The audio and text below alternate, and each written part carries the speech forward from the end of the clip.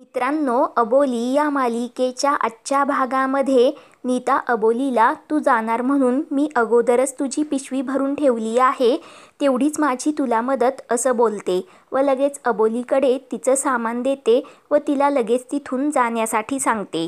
तर अबोली खूप रडत असते.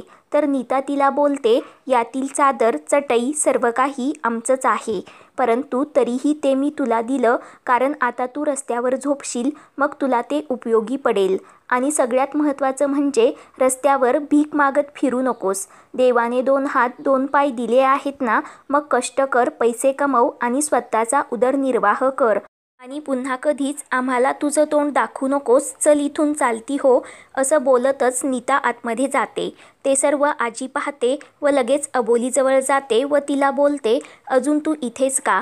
तुला जायला सांगितलं ना? का आम्हाला छळतेस? का आम्हाला त्रास देतेस? इथून चालती हो असं बोलते. तर अबोली अजूनच रडू लागते. तर आजी सांगते, आल्या दिवसापासून तुझ्या डोळ्यासमोर सुख आहे, तरीही तू रडतच राहिली. मला तुझ्या त्या रडण्याचा कंटाळा आलाय. तुझ्या चेहऱ्यावर सतत 12 वाजलेले असतात. मला तुझा तो चेहरा पाहून कंटाळा आला. इथून चालती हो. तेव्हा अबोली रडतच आजीला विचारते, मी कुठे जाऊ? मला तुझ्याशिवाय कोण आहे? तर तेव्हा आजी अबोलीला म्हणते, मला कशाला विचारतेस? तुला पळून जाण्याची हौसच आहे ना? जेव्हा मी हॉस्पिटलमध्ये होते तेव्हा माझा निरोप न घेताच तू तिथून पळून आलीस. तेव्हा अबोलीला त्यावेळीचा सर्व काही प्रसंग आठवतो.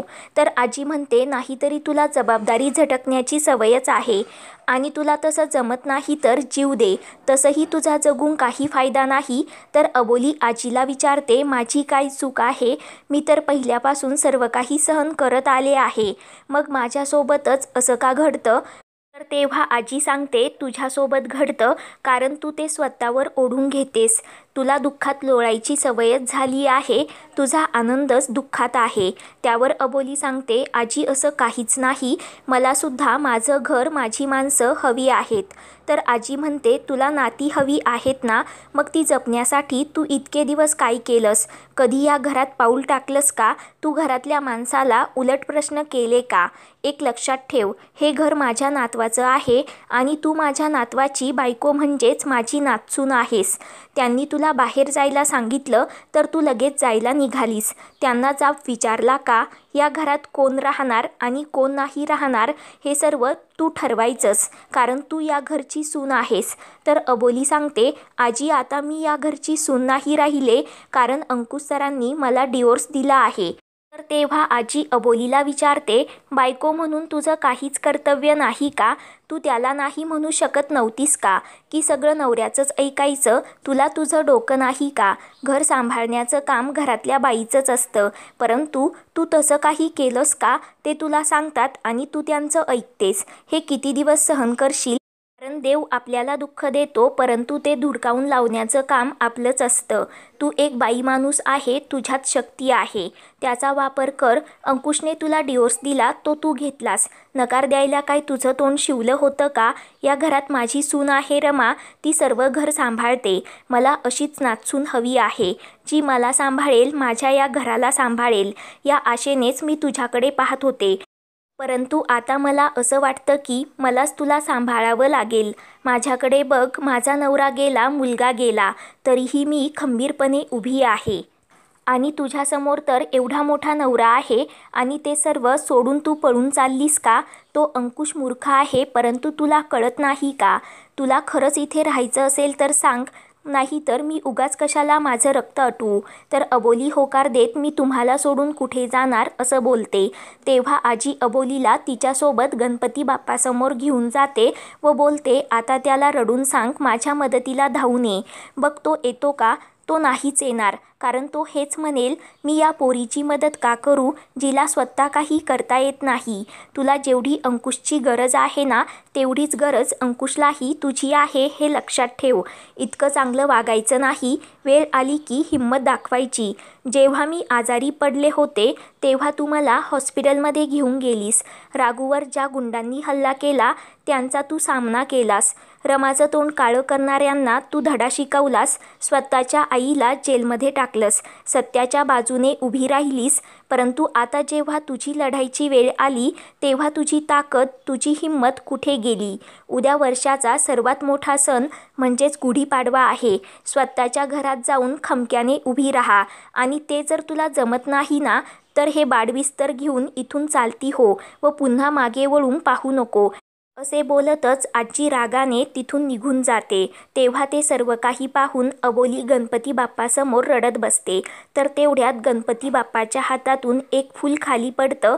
तेव्हा अबोली ते फूल हातात घेते आणि बाप्पाकडे पाहते. त्यानंतर अबोली घटस्फोटाचे पेपर हातात घेते व विचार करत राहते. त्यानंतर दुसऱ्या दिवशी सकाळी नीता तयार होऊन बाहेर येते आणि कोपऱ्याकडे पाहून विचार करते की गेली एकदाची पनवती, नाहीतर रोज तिचं तोंड बघावं लागायचं. तेवढ्यात अंकुश बाहेर येतो व अबोली जिथे झोपत होती तिकडे पाहतच राहतो व खूप नाराज होतो. तेवढ्यात काका बाहेर येतात व अंकुशला अबोली कुठे गेली, तिचं सामानही दिसत नाही असे विचारतात. तर तेव्हा अंकुश अबोली इथून निघून गेली कारण मी तिला डिवोर्स दिला असं काकांना सांगतो. तेव्हा काकांना मोठा धक्का बसतो. तेव्हा काका अंकुशवर भडकत, तू काय माणूस आहेस? मी काल तुला एवढं समजावून सांगितलं तर तू अबोलीलाच तुझ्या आयुष्यातून काढून टाकलंस. काय हाल होत असतील बिचारीचे. लग्न करून सोडून दिलेल्या बाईचे हाल तुला कळणार नाही. थोडा तरी विचार करायला हवा होता. मला तुझ्याकडून अशी अपेक्षा नव्हती. मला हे अजिबात पटलेलं नाही असं बोलतच काका तिथून निघून जातात. तर अंकुश आतमध्ये येतो. तेवढ्यात अबोली तिथे येते व सर असा आवाज देते. तर अबोलीला पाहून अंकुशला मोठा धक्काच बसतो. तेव्हा अबोली अंकुशला विचारते, तुमचा चेहरा एवढा का उतरला आहे? इतके दिवस माझ्यामुळे तुम्हाला त्रास होत होता ना, आता तर मी तुमच्यामधून खूप दूर निघून गेली आहे. आता तरी हसा ना. तेवढ्यात रमा अंकुशला आवाज देते तर अबोली गायब होते. हा सर्व अंकुशचा भास असतो. तर तेव्हा रमा अंकुशला सांगते, अबोली इथून निघून गेली आहे. जे झालं ते दोघांच्या दृष्टीने योग्यच झालं. त्यानंतर पुन्हा अबोली अंकुशसमोर येऊन बसते व सांगते, आज आपल्या लग्नानंतरचा पहिला गुढीपाडवा आहे. नव्या वर्षाची सुरुवात आहे. परंतु याच पाडव्याला तुम्ही मला स्वतःपासून खूप दूर लोटलत. मी तुमच्या आनंदासाठी हे सुद्धा सहन करेन. तेवढ्यात नीता तिथे येते व अंकुशला, तू अजून तयार झाला नाहीस का? सणासुदीला उदास तरी राहू नकोस असं बोल. तर तेव्हा अंकुश नीताला मला ड्युटीवर जायचं असल्याचं सांगतो. तेवढ्यात शरद तिथे येतो. तर रमा अंकुशला, तू गुढी उभारतोस ना असं विचारते. तेव्हा अंकुश शरदराव व नीता उभारतील म्हणून सांगतो. तर नीता खूपच खुश होते. त्यानंतर अबोली पुन्हा अंकुशसमोर येऊन उभी राहते. तेवढ्यात काका तिथे येतात व तू नजरेने कोणाला शोधतोस? काही हरवलं का असा प्रश्न अंकुशला करतात. तर अंकुश उत्तर न देता निघून जातो. काकांच्या सर्व काही प्रकार लक्षात येतो. तर मित्रांनो, उद्याच्या भागामध्ये अबोली नीताला धमकी देते व अंकुश अबोली जोडीने गुढी उभारतात. पुढील भागांच्या अपडेटसाठी चॅनलला सबस्क्राईब